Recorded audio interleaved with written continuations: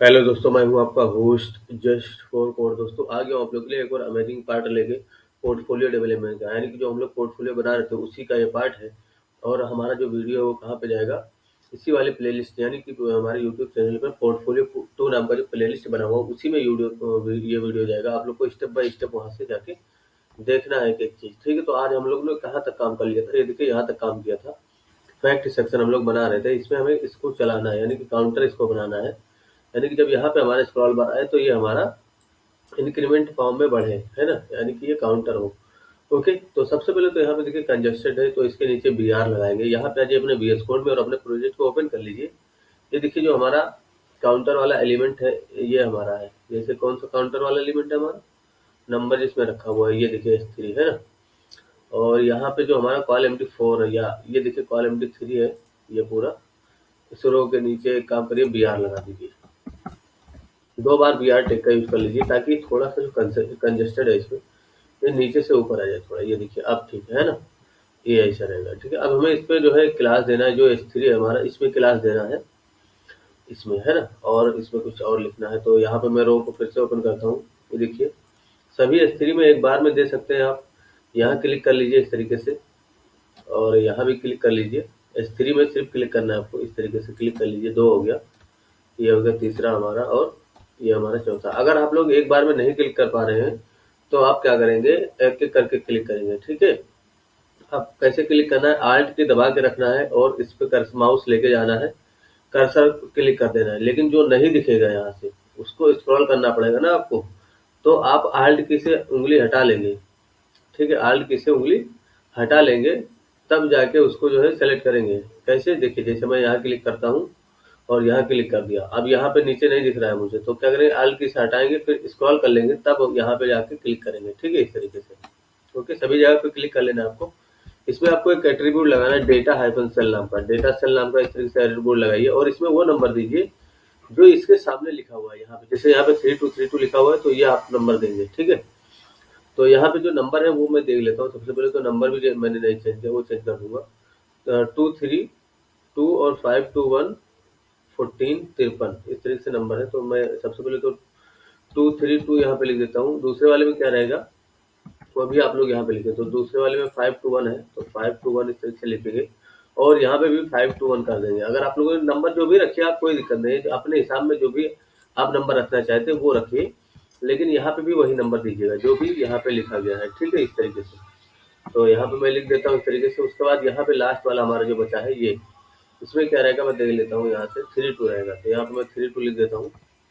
ठीक है, और यहाँ पे मैं 32 कर दूंगा। ओके, ये हमने एक डेटा सेल नाम का एट्रीब्यूट लगाया। अब यहाँ पे इसके अंदर जो MX3 लगा हुआ है, यहाँ पे आ जाइए कर्सर लेके, ये देखिए यहाँ पे है ना। यहाँ पे आपको एक और क्लास लगा देना है, फैक्ट हाइफन काउंटर। तो यहाँ पे क्लिक कर लीजिए, आल्ट दबा के यहाँ भी क्लिक कर लीजिए। सॉरी, यहाँ नहीं, यहाँ पे क्लिक कर लीजिए, यानी कि सब पे फिर से क्लिक कर लीजिए। MX3 H1 में है ना, ये देखिए मैंने क्लिक कर लिया सभी में। और इसमें मैं एक क्लास लगाता हूँ, फैक्ट हाइफन काउंटर, इस नाम से क्लास लगाता हूँ। इसको मैं सेलेक्ट करूंगा जावास्क्रिप्ट में ताकि मैं इसमें काम कर सकूँ। ठीक है, तो इसको मैं कॉपी भी कर लेता हूँ। ठीक है, इस तरीके से मैंने कॉपी कर लिया। यहाँ पे आ जाऊंगा, अपने index.js नाम का जो फाइल हम लोगों ने बनाया वहाँ पे आ जाइए। ये देखिए यहाँ पे आ जाता हूँ मैं, index.js नाम का फाइल यहाँ पे है। ठीक है, नीचे में सबसे नीचे आ जाएंगे, यहाँ पे एक कमेंट पास कर देंगे, start start counter section coding, counter coding. इस तरह से यहाँ पे बस कुछ भी यहाँ पे लिख दीजिए, थोड़ा सा काउंटर कोडिंग मैंने लिख दिया यहाँ पे, स्टार्ट काउंटर कोडिंग। और यहाँ पे मैं क्या करूँगा, इसके बाद में सबसे पहले आपको क्या करना है, उसको सेलेक्ट कर लेना है। जो वेरिएबल हम एक वेरिएबल बना लेंगे, काउंटर एलिमेंट जितना है उसको सिलेक्ट कर लेंगे। तो काउंटर्स अंडरस्कोर एल, यानी कि एलिमेंट नाम से मैंने एक वेरिएबल बनाया। Document dot gate element by ID का यूज करूंगा इस तरीके से। और यहाँ पे मैं क्या करूंगा, उस सॉरी, यहाँ पे क्वेरी सेलेक्टर आल का यूज करूंगा क्योंकि क्लास है वहाँ पे। ठीक है, तो क्वेरी सेलेक्टर आल मेथड का यूज करिए इस तरीके से। और यहाँ पे अपने क्लास को सेलेक्ट कर लीजिए डॉट लगा के। तो डॉट क्यों लगाया गया, क्योंकि क्वेरी सेलेक्टर से हम लोग सेलेक्ट कर रहे हैं इसलिए। ठीक है, और आल इसलिए लगाया क्योंकि जितना भी यहाँ पे क्लास है, यानी कि इफेक्ट आपको काउंटर एक जगह पे नहीं है, 5-6 जगह पे है, 4-5 जगह पे है, तो चारों पांचों सेलेक्ट हो जाए। ठीक है, इस तरीके से, इसलिए मैंने आल लगाया। ओके, पहले सेलेक्टर आल का यूज किया। अब इसके बाद क्या करना है आपको, यहाँ पे जो हमारा काउंटर एलिमेंट है इसी में हमें लूप चलाना है, इसी पे। तो काउंटर एलिमेंट इस तरह से डिफाइन करिए, counter elements dot for each loop चला दीजिए इस पे, है ना। तो फॉर ईच लूप इस पे चलाइए और इसमें एक पैरामीटर पास कीजिए। इसके पैरामीटर में एक मतलब कोई भी एलिमेंट पास कर दीजिए। जैसे मैं यहाँ पे लिख देता हूँ काउंटर नाम का, मैंने एक एलिमेंट पास मतलब पैरामीटर में इसके सॉरी एक वेरिएबल पास किया। तो ये पैरामीटर है, ये इसको बोलते हैं पैरामीटर वेरिएबल।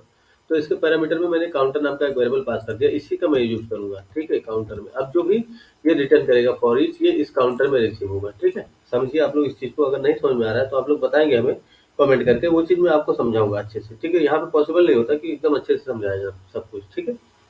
अब क्या करना है, हमें काउंटर डॉट इनर टेक्स्ट, इसके जो काउंटर में इसको हमें जीरो कर देना है, यानी कि जो हमारा काउंटर है उसको क्या कर देना है, जीरो कर देना है। तो काउंटर का आप यूज करेंगे, अब इस काउंटर एलिमेंट्स का नहीं यूज करेंगे कहीं पर भी। अब ये जो काउंटर एलिमेंट्स है वो इसमें आ गया, समझिए, है ना। इसका यूज करेंगे। डॉट इनर टेक्स्ट का मैं यूज कर लेता हूँ, इनर टेक्स्ट इस तरीके से यूज करता हूँ और इसमें मैं जीरो पास कर देता हूँ, ठीक है। अब मैं जैसे ही जीरो करूंगा, यहाँ पे आकर रिलोड करूंगा तो देखिए इसमें सब में जीरो हो जाएगा। कहाँ गया हमारा, ये वाला हमारा है, ये देखिए सभी में जीरो हो गया, ठीक है। अब ये जीरो हो गया, इसके बाद क्या करना है हमें, जो हमारा एक फंक्शन बना लेना है सबसे पहले हमें।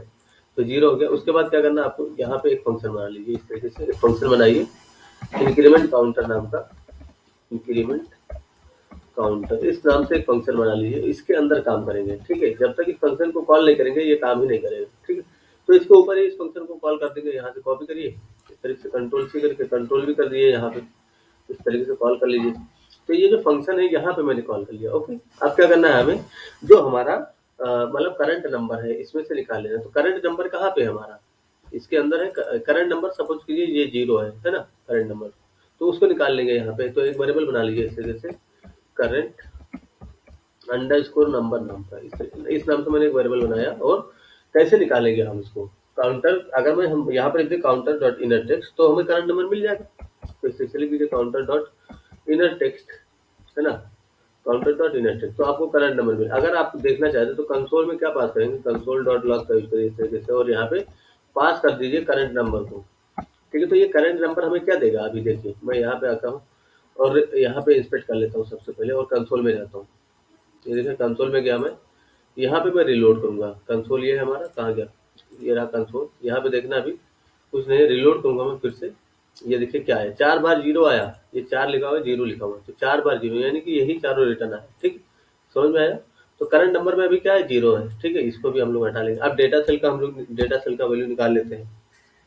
तो एक वेरिएबल बना लीजिए इस तरीके से, डेटा अंडरस्कोर सेल नाम का, डेटा अंडरस्कोर सेल नाम का मैंने एक वेरिएबल बनाया, और इसमें मैं क्या निकालूंगा, ठीक है। इसको मैं हटाता हूँ।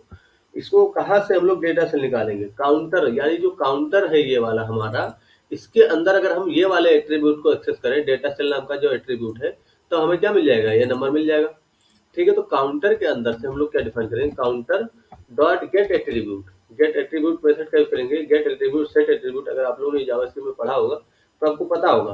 और कौन से एट्रीब्यूट को निकालना है, गेट एट्रीब्यूट का मतलब क्या हुआ, कौन सा एट्रीब्यूट, ये वाला एट्रीब्यूट डेटा सेल नाम का।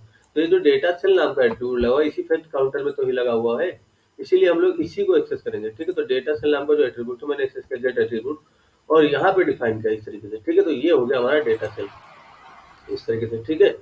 अब क्या करना है हमें, इसके अंदर, यानी कि जो इसमें क्या आ रहा है, अगर आप देखना चाहते हैं तो यहाँ पे डेटा सेल को इस तरीके से पास करिए, सॉरी कंसोल डॉट लॉग में डेटा सेल को इस तरीके से पास कर दिए, कंसोल डॉट लॉग का इसके लिए इस तरीके से, और डेटा सेल यहाँ पे डिफाइन कर दिए, ओके। अब क्या आएगा आपको यहाँ पे देखिए, रिलोड करूंगा मैं फिर से, इंस्पेक्ट कर लेता हूँ।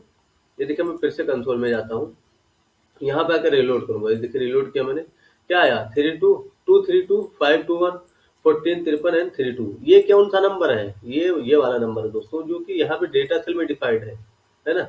यानी कि जो डेटा सेल में डिफाइंड वाला ये वाला नंबर है, ठीक है। ये समझिए, ये नंबर नहीं है, ये इसके अंदर वाला नंबर है, ठीक है। समझिए, ये चीज समझिए आप लोग। अब क्या करना है हमें, जो डेटा सेल का नंबर है, हमें सबसे पहले तो ये देखिए एक चीज समझना होगा आप लोग को यहाँ पे, कि जो हमारा काउंटर है, भले ही यहाँ पे भले ही ये सब लिखा हुआ है, ठीक है। समझिए, इस चीज को समझ लीजिए पहले आप लोग।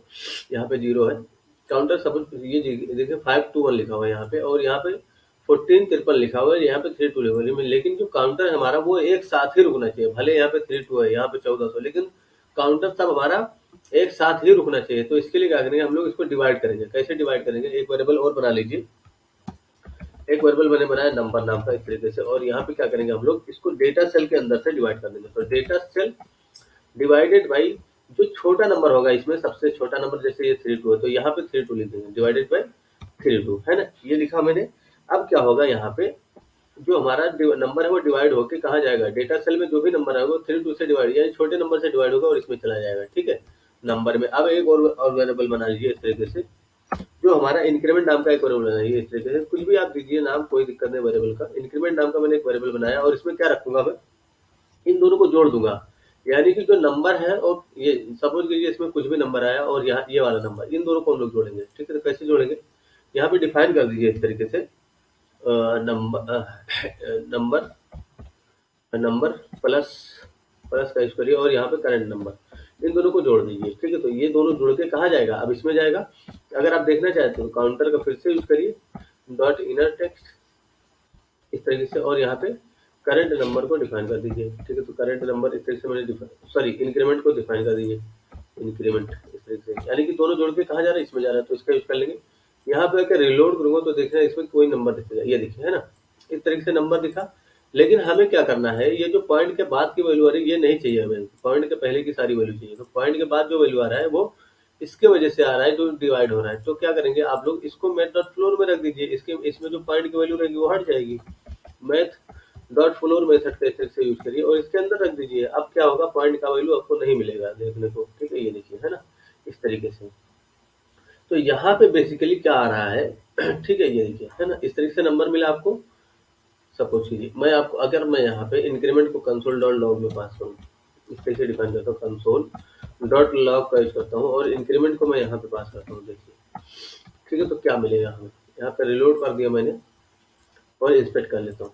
ठीक है, इंस्पेक्ट कर दिया मैंने, यहाँ पे देखिए कंसोल में, ये देखिए क्या मिला हमें, 7 जो कि यहाँ पे है, 16 जो कि यहाँ पे है, 45 यहाँ पे है, 10 यहाँ पे है। ठीक है, तो ये एक एक करके नंबर क्यों इसमें जा रहे हैं, क्योंकि हम लोग यहाँ पे काउंटर का यूज करें। अब काउंटर में एक एक करके वो काउंटर आ रहा है ना, क्योंकि उसी पे फॉर ईच लूप लगा हुआ है। ओके, इसको हटा दीजिए। अब हमें क्या करना है, यहाँ पे जो हमारा इंक्रीमेंट काउंटर है उसको चलाना है। कैसे चलेगा ये कैसे चलेगा, अगर हम यहाँ पे डिफाइन कर दें, ठीक है, ये हम लोग चेक कर लें कि क्या जो हमारा नंबर है वो बड़ा है ना, तो कैसे चलेगा, ये हमें एक साथ रोकना भी है और एक ही बार चलाना है। ठीक है, तो एक कंडीशन हम लोग यहाँ पे पास करें, सिंपल। तो यहाँ पे कंडीशन पास करिए कि इफ जो हमारा इंक्रीमेंट नंबर है, इंक्रीमेंट नंबर जो हमारा क्या छोटा है डेटा सेल से, सॉरी छोटा है डेटा सेल से, यानी कि जो डेटा सेल में नंबर आ रहा है क्या ये उससे छोटा है। अगर ये उससे छोटा है तो हम लोग क्या करेंगे, सेट टाइम आउट मेथड का यूज करेंगे इस तरीके से, और इसके अंदर एक फंक्शन डिफाइन करेंगे। ये हमारा पहला पैरामीटर हो गया फंक्शन। ठीक है, ये फंक्शन पहला पैरामीटर, और जो पहले ब्रैकेट के बाद कॉमा देके हम लोग टाइमिंग लिखते हैं, वो 50 या 100 जो भी आप लिखिए, वो क्या हो जाएगा, वो ये टाइमिंग ये समझ के 100 मिली सेकंड हो गया। ठीक है, यहाँ पे 1000 लिखेंगे तो 1000 मतलब 1 सेकंड हो जाएगा। ठीक है, तो 100 मिली सेकंड में ये फंक्शन कॉल होना चाहिए। ओके, इसको मैं इस तरीके से लिखता हूँ, और इसके अंदर जो हमारा इंक्रीमेंट काउंटर है नाम का फंक्शन, ये भी कॉल होगा। तो इंक्रीमेंट काउंटर को इस तरीके से डिफाइन करिए। ओके, ये देखिए इंक्रीमेंट काउंटर को मैंने डिफाइन, अब मैं जैसे रिलोड करूंगा देखिए चलने लगेगा। ये देखिए अब ये नहीं चल रहा है, तो इसकी देखिए चला, क्यों मैं कैसे कह रहा हूँ, क्योंकि यहाँ पे देखिए ये वहां पे यहाँ पे 10 था, यहाँ पे 1 और जुड़ गया, तो ये कॉन्केट हो रहा है नंबर। यहाँ पे स्ट्रिंग नंबर आ रहा है कुछ, है ना, तो यहाँ पे जो स्ट्रिंग नंबर आ रहा है वो किसके वजह से आ रहा है, यहाँ पे देखिए यहाँ पे स्ट्रिंग है ये, है ना। अब यहाँ पे जो काउंटर डेटा निकाल रहे हम लोग, यहाँ पे स्ट्रिंग के फॉर्म में आ रहा है। अगर आप देखना चाहते तो यहाँ पे डिफाइन करिए कंसोल डॉट लॉग में, कंसोल डॉट लॉग का यूज करिए इस तरीके से, सॉरी यहाँ पे कंसोल डॉट लॉग का इस तरीके से यूज करेंगे और टाइप ऑफ मेथड का यूज करेंगे। ठीक है, तो टाइप ऑफ इसमें रखें और इसके अंदर आप करंट नंबर को पास कर दीजिए। अभी आपको पता चल जाएगा कि इसमें कौन सा नंबर आ रहा है। ठीक है, यहाँ पे रिलोड करूंगा, फिर से इंस्पेक्ट कर देता हूँ पहले, और यहाँ पे देखिए मैंने कंसोल में गया और यहाँ पे रिलोड किया मैंने, ये देखिए स्ट्रिंग नाम का नंबर आ रहा है सारा, ये देखिए है ना, चल तो रहा है काउंटर लेकिन सब स्ट्रिंग नंबर है, तो ये जुड़ेगा कैसे उसमें। ठीक है, तो जोड़ रहे हैं हम लोग ना, तो स्ट्रिंग कैसे जुड़ेगा। अब यहाँ पे अगर आप सिर्फ आप यहाँ पे प्लस लगा दीजिए इस तरीके से, तो जो यहाँ पे देखिए ध्यान से, यहाँ पे आपको प्लस लगाना है, यहाँ पे प्लस लगाना है आगे, है ना। अगर आपने सिर्फ यहाँ पे प्लस लगा दिया तो ये जो नंबर है नंबर में कन्वर्ट हो जाएगा। ये देखिए स्ट्रिंग में है अभी, जैसे रिलोड करूंगा ये देखिए भैया नंबर में कन्वर्ट हो गया। अब ये जुड़ जाएगा वहां पे, ये देखिए है ना, नंबर में ये कन्वर्ट हुआ, ये देखिए ठीक है। अब क्या करना है, इसको कट कर दिए, ये देखिए हमारा काउंटर भी चलने लगा, ठीक है इस तरीके से, ठीक है ये काउंटर चला। लेकिन यहाँ पे देखिए 1485 और यहाँ पे 528, जबकि यहाँ पे 521 है, यहाँ पे 1453 है ना। नंबर जो है हमारा एक्चुअली यहाँ पे 1453 है, लेकिन जो है ना काउंटर हमारा वो ज्यादा चल रहा है। तो इसका सॉल्यूशन क्या है, इसका सॉल्यूशन ये है दोस्तों कि यहाँ पे एल्स में डिफाइन कर दीजिए, एल्स इसका कि जब भी ये काउंटर फॉल्स हो जाएगा, हमारा काउंटर फॉल्स होता है तो रुकता है, तो एल्स में चला जाए और जो हमारा काउंटर डॉट इनर टेक्स्ट है इस तरह से डिफाइन करिए, counter dot inner text equal to क्या हो जाएगा, जो डेटा सेल में नंबर पड़ा हुआ पहले से वो हो जाएगा। अब क्या होगा, जैसे हमारा काउंटर रुकेगा तो ये यहाँ पे आकर रुकेगा, ठीक है ये देखिए है ना, ये देखिए इस तरीके से, ठीक है। तो ये जो काउंटर है हमारा एक ही बार चल रहा है, लेकिन मैं चाहता हूँ जब यहाँ पे हमारा आए तब ये चले। पढ़ेगा इंडिया तभी तो आगे बढ़ेगा India. Thanks for watching this video.